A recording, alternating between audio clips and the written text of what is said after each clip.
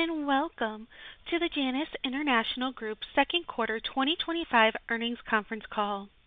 Currently, all participants are in a listen-only mode. A question-and-answer session will follow the formal presentation. If anyone should require the operator's assistance during the conference, you may press star then zero on your telephone keypad. As a reminder, this conference is being recorded. I would now like to turn the call over to your host, Ms. Sandra Misiak, Senior Director, Investor Relations of Janus. Thank you. You may begin, Ms. Misiak. Thank you, Operator, and thank you all for joining our earnings conference call. I am joined today by our Chief Executive Officer, Ramey Jackson, and our Chief Financial Officer, Anselm Wong. We hope that you have seen our earnings release issued this morning. We have also posted a presentation in support of this call, which can be found in the Investors section of our website at janusintl.com. Before we begin, I would like to remind you that today's call may include forward-looking statements. Any statements made describing our beliefs, plans, strategies, expectations, projections, and assumptions are forward-looking statements. The company's actual results may differ from those anticipated by such forward-looking statements for a variety of reasons, many of which are beyond our control. Please see our recent filings with the Securities and Exchange Commission, which identify the principal risks and uncertainties that could affect our business, prospects, and future results. We assume no obligation to update publicly any forward-looking statements, and any forward-looking statement made by us during this call is based only on information currently available to us and speaks only as of the date when it is made. In addition, we will be discussing or providing certain non-GAAP financial measures today, including adjusted EBITDA margin, adjusted net income, adjusted EPS, and net leverage. Please see our release and filings for a reconciliation of these non-GAAP measures to their most directly comparable GAAP measure. On today's call, Ramey will provide an overview of our business. Anselm will continue with a discussion of our financial results and 2025 guidance before Ramey shares some closing thoughts and we open up the call for your questions. At this point, I will turn the call over to Ramey. Thank you, Sarah. Good morning, everyone. Thank you all for joining us today. Janus delivered results for the quarter that were above our expectations, and I'm pleased with our team's continued strong execution in a dynamic operating environment. The resiliency of our business model and our diversified product offerings have enabled us to weather these challenging macroeconomic conditions as we work to position the business for long-term success. With that as a backdrop, I'd like to highlight a few key themes related to the quarter. First, we saw market recovery in both our commercial sales channel and our international segment. Second, our backlog and pipeline remain stable. Third, we continue to strengthen our leadership team and unveil new offerings to better support our customers and meet their evolving needs. And finally, we continue to demonstrate financial strength with robust cash generation and disciplined capital allocation, positioning us well to capitalize on the attractive long-term fundamentals of the market we serve. Beginning with our results, for the second quarter of 2025, we delivered revenue of $228.1 million, down 8.2% compared to the second quarter of 2024. Total self-storage saw a decrease of 14.8% on the new construction side. This was driven by volume declines resulting from uncertainty in the economic and interest rate environment. In our R3 sales channel, the decrease was primarily due to continued declines in big box retail conversions and expansion activity. While customers remain cautious with regard to their liquidity and capital deployment, we are confident in the underlying long-term fundamentals of self-storage market. The softness in our North American self-storage business was partially offset by a recovery in the international markets we serve as macro conditions in these areas improve. Our commercial and other sales channel increased 6.7%, driven by contributions from our TMC acquisition completed in May of 2024, coupled with the growth in rolling steel doors and recovery in demand for carports and sheds. We are also beginning to realize the benefits of our multi-year efforts to get specified for certain architectural requirements in the commercial space, and we believe this more comprehensive suite of offering we have worked to develop is also allowing us to gain share in the market. Our Noki Smart Entry system continues to gain traction, with 409,000 installed units at quarter end, representing growth of 6.5% sequentially and 26.6% year over year. We're pleased with the momentum we're building in this business, and we continue to see opportunities for further growth as customer adoption of Noki Ion continues in 2025 and beyond. During the quarter, we welcomed Jason Williams as the president of Janus, or Janus Core. In his new role, Jason is responsible for the Janus Core strategy, overseeing sales, marketing, financial performance, and product development for the self-storage and commercial door and hallway business. Jason joins us with extensive experience in senior leadership roles at technologically advanced industrial companies, and we look forward to his contributions. In the second quarter, Janus continued to invest in digital innovation, brand expansion, and structural manufacturing to drive long-term growth across our portfolio. Reflecting this continued momentum, Janus was named a 2025 Inside Self-Storage Best of Business winner in 3 categories: Best Self-Storage Door, Best Retrofitting and Refurbishing, and Best Technology Innovation. This marks the 15th consecutive year we have received recognition for Best Self-Storage Door by Inside Self-Storage. Petco was also recognized by Inside Self-Storage as a 2025 Best of Business winner in the category of Best Development Consulting. Switching gears, I'd like to take a brief moment to share our updated expectations with regard to tariffs and their potential expense impact to Janus. As a reminder, while the bulk of our steel and material inputs are sourced domestically, we do have some exposure to components sourced from countries that we anticipate will be impacted by the tariffs. For 2025, we continue to estimate the total potential expense impact related to tariffs will be in the low single-digit millions. Beyond 2025, we now estimate the potential ongoing unmitigated annual impacts to be in the range of $6 to $8 million at the current expected tariff rates, compared to $10 to $12 million previously. We are working to secure alternative sourcing for components we historically source from impacted regions and anticipate that our productivity and commercial actions will offset much of our exposure. From a financial standpoint, our resilient business model, strong liquidity, and robust cash generation allow us to execute on our capital allocation priorities.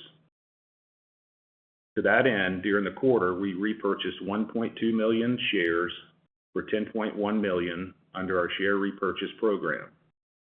I'm also pleased to share that our board of directors expanded our existing share repurchase program during the second quarter, authorizing the repurchase of up to an additional $75 million of common stock. This additional authorization reflects the board's confidence in our business and extends our ability to return capital to shareholders. As we look ahead, we are confident in the long-term fundamentals of our business. We believe the self-storage industry will continue to benefit from strong underlying demand driven by recurring life events.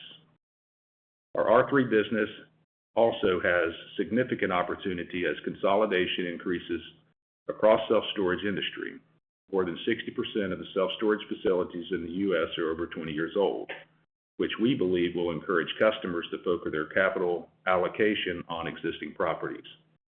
Taken together, we believe that we are well positioned to deliver long-term shareholder value given our strong balance sheet, consistent cash flow generation, and position as the market leader in self-storage and commercial solutions. With that, I'll turn the call over to Anselm for a further review of our financial results and updates to our 2025 guide. Anselm? Thanks, Ramey, and good morning, everyone. As Ramey highlighted, we continue to execute against a challenging macroeconomic backdrop and are pleased to deliver results ahead of our expectations. In the second quarter, consolidated revenue of $228.1 million was 8.2% lower as compared to the prior year quarter. Together, our self-storage business was down 14.8%. New construction was down 15.2%, while R3 decreased 14% for the quarter. The decline in revenues for new construction was primarily driven by declines in volume associated with continued macroeconomic uncertainty and sustained high interest rates impacting our smaller customers' liquidity. The decrease in R3 revenue was driven by continued declines in retail big box conversion and facility expansion activity, partially offset by increases in door replacement and renovation activity. In the second quarter, our international segment saw total revenues increase to $28.4 million, up $10.4 million or 58% compared to prior year. The increase was driven by higher volumes as demand continues to normalize following the UK recessionary period that impacted performance beginning in late fiscal 2023 through the bulk of fiscal 2024. We are pleased margins in our international business have been increasing as volumes return. In the second quarter, our commercial and other segment increased by 6.7% in total, including 1.7% of organic growth. Inorganic revenue totaled $3.8 million, reflecting a partial quarter of contribution from TMC, which was acquired in May 2024. The organic growth was driven by strength in rolling steel doors, as well as recovery in demand for carports and sheds. As Ramey noted, we are seeing green shoots from our efforts to secure specifications on select architectural projects, as well as benefits from our distribution facility in Mount Airy, North Carolina, that opened last year. On a consolidated basis, the impact to organic revenues for the quarter was roughly 25% price and 75% volume. Second quarter adjusted EBITDA of $49 million was down 24% compared to the second quarter of 2024. This resulted in an adjusted EBITDA margin of 21.5%, a decrease of approximately 450 basis points from the prior year period. The decrease in profitability was due to lower volumes impacting our ability to leverage fixed costs, as well as impacts of geographic segment and sales channel mix. In the quarter, we realized approximately $2.7 million in savings associated with the previously announced cost reduction program, reaching the full run rate at the end of Q2 as anticipated. As a reminder, we expect to realize approximately $10 to $12 million in annual pre-tax cost savings by the end of 2025. For the second quarter, we've reduced adjusted net income of $28.2 million, a decrease of 21.9% from the prior year, and adjusted EPS of 20 cents. We generated cash from operating activities of $51.4 million and free cash flow of $44.6 million in the quarter. On a trailing 12-month basis, this represents a free cash flow conversion of adjusted net income of 211%. Capital expenditures in the quarter were $6.8 million. We ended the quarter with $244.3 million in total liquidity, including $173.6 million of cash and equivalents on the balance sheet. Our total outstanding long-term debt at quarter end was $556 million, and net leverage was 2.3 times within our target range of 2 to 3 times. This liquidity level, particularly given current market conditions, gives us a great deal of flexibility across our capital allocation priorities. As we've said in the past, M&A is part of our DNA and will remain a focus going forward. Additionally, we continue to return capital to our shareholders as demonstrated by a repurchase of 1.2 million shares for $10.1 million as part of our share repurchase program. With the additional 75 million share repurchase authorization approved by the board of directors in the second quarter, the company had 81.3 million remaining on our share repurchase authorization at quarter end. Now moving to our 2025 guidance, based on our year-to-date results, current visibility into our backlog in end markets, and business trends and conditions as of today, we are reaffirming our full year 2025 guidance for revenue and adjusted EBITDA. We continue to expect revenues to be in the range of $860 million to $890 million and adjusted EBITDA to be in the range of $175 million to $195 million, reflecting an adjusted EBITDA margin of 21.1% at the midpoint. From a cadence perspective, we expect the back half of 2025 to be relatively flat to the first half of revenues and expect EBITDA margins to improve as we move through the final 2 quarters of the year. Results are expected to follow the typical seasonality of our business, with third quarter being larger than fourth quarter. We anticipate the commercial sales channel and international segment will continue to recover in the back half of 2025.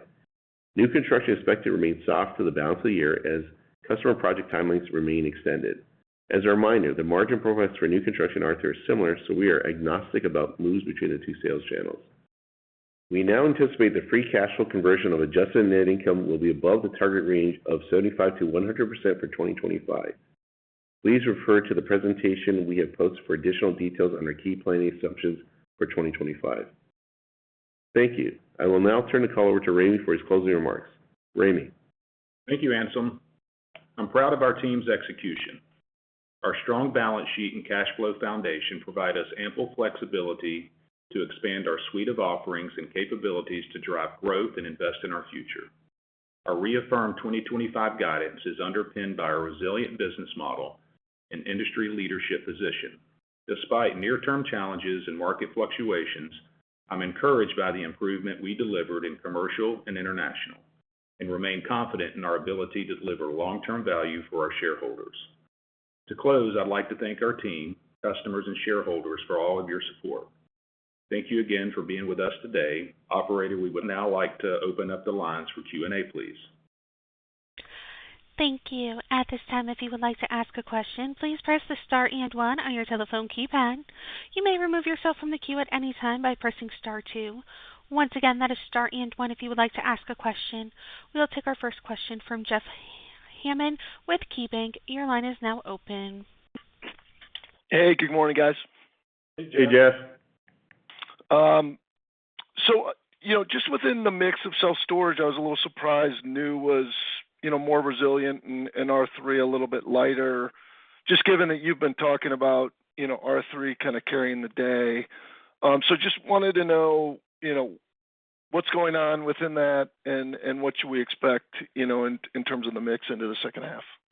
Yeah, no, Jeff, great question. I think we've always talked about we do what our customers kind of want to lead us to.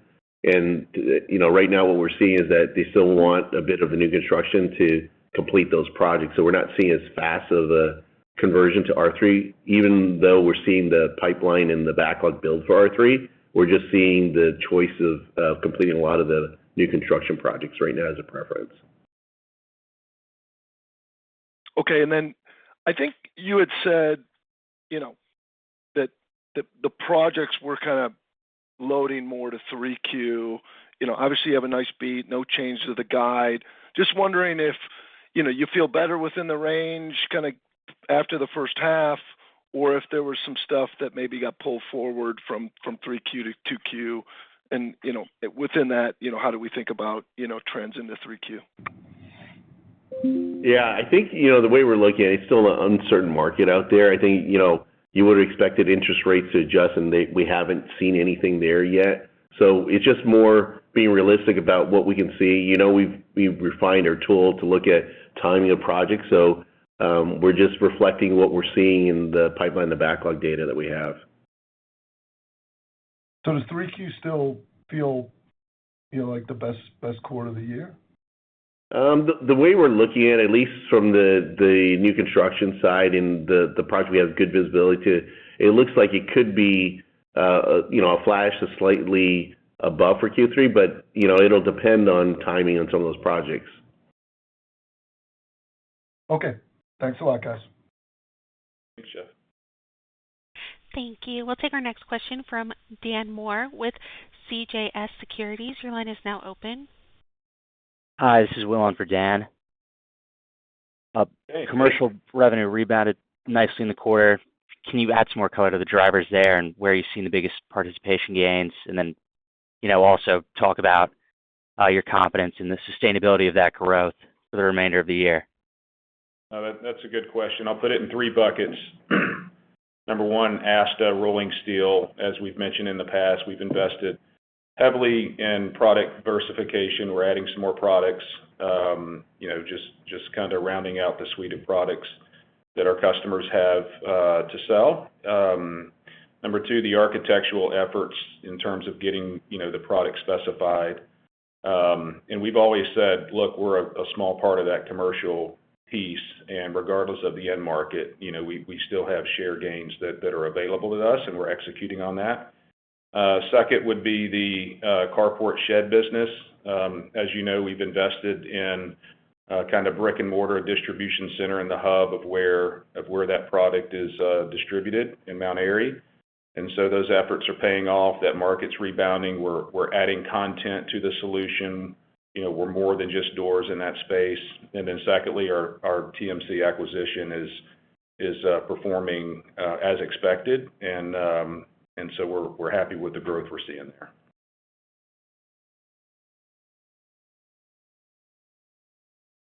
Thank you. And then can you provide an update on the progress you're making with Noki across channels? Looks like adoption among smaller self-storage players continues at a steady pace. Are we closer today than we were 6 to 12 months ago to any of the larger REITs adopting it in a meaningful way? Yeah, won't really specify on the REITs in particular. Won't call them out, but what I can tell you is the models that we're running and the tests that we're running continue to progress. And outside of the REITs, a lot of the larger institutional customers are showing a great interest in it. I think it's really a couple of things. Number one, the ION product that we released, the stability, the inherent stability to it being a wired solution, is meaningful, and then also the price point as well. Thank you. Mm-hmm. Thank you. Thank you. We'll take our next question from Phil Ng with Jefferies. Please go ahead. Your line is open. Hi, this is Fiona on for Phil. Congrats on the solid quarter. Thank you. In terms of pricing, pricing be holding up pretty well and better than expected. So just curious on your thoughts in how should we think about pricing on the second half? Is down mid-single digit for the upcoming quarters still a good guidance? Yeah, pricing, it's just really the timing. I think, like we talked about it, is as we deliver the projects, the older ones would have the higher price, and then the newer ones would be the lower price. So it's still coming in, came a bit, slower than we expect in terms of the timing of it. But I think it'll be slightly better from a pricing point of view as we go in. Just as a update, when we looked at it, there's that blended number you're seeing is storage and commercial. And we had already said that commercial was holding up a bit better than the self-storage side of the house, and that's what you're seeing, especially with the mix of commercial being a bit stronger than self-storage, that you'll see a bit better blend, so then the pricing net will be a bit better. Got it. And assuming pricing is going to be better than expected in the second half, how should we be thinking about margins in the third quarter and maybe also in the fourth quarter? Margins is improving as we talked about and as we planned, right? As you look at a couple of things, pricing will be a little lever there, but the bigger things that we talked about is that, hey, our steel cost is blending in at the lower cost as it blends into the back of the year, but also our cost actions at the end of Q2 got to what we said we would get to, and there actually is more that is coming that we're working on. So a lot of these levers are coming into play that we talked about that would help get the margin back in the range we talked about to get to the full year margin rate. Okay, thank you, and good luck. Thank you. Thank you. We'll take our next question from Reuben Gardner. Please go ahead. Your line is now open. Hi, this is John Glade on for Reuben. Congrats on the quarter, guys. I just wanted to ask if you could maybe provide some color on the replacement and renovation activity increases you saw in R3 during the quarter. Is that a sign of new business wins, or maybe you have some customers who put projects off who just can't afford to wait any longer? Great question. I would answer that it's a blend. I mean, obviously some of the larger consolidation activity that's happened in previous quarters is driving that revenue. Positive momentum. I think again, we talked about it, is that people are starting to look at their assets and say, hey, we got to reinvest to really improve it. I'm sure you can get on some of the public earnings calls of some of our customers to see what they're doing, but I think it's going down, like Ramey said, acquisitions are forefront for them, as well as improving the asset base that they have. Okay. And then additionally, just with Noki, do you have any additional color you might be able to provide on the runway there? Maybe there's an element of the macro slowdown that helps accelerate adoption at some point. Yeah, no, we definitely feel that it's one of the key levers for all our customers to improve their cost position. We've always said that is that Noki allows you to go into that virtual management. You no longer have to use as much labor to actually support your storage facility. So we're seeing a lot of our customers take advantage of that solution to improve their cost position. All right, thank you. I'll pass it on. Thank you. Thank you. And we will take a follow-up from Jeff Hammond with KeyBank. Please go ahead. Your line is open. Yeah, thanks for the follow-up, guys. So I think you said you characterized backlog and pipeline as stable. I think some of the industry data out there kind of points to lower development as we move into next year, and I know we're pretty far away from that, but just wondering, what the disconnect is. Is that share gain? Is that, a better R3 pipeline mix? Just, any color as you think a little further out.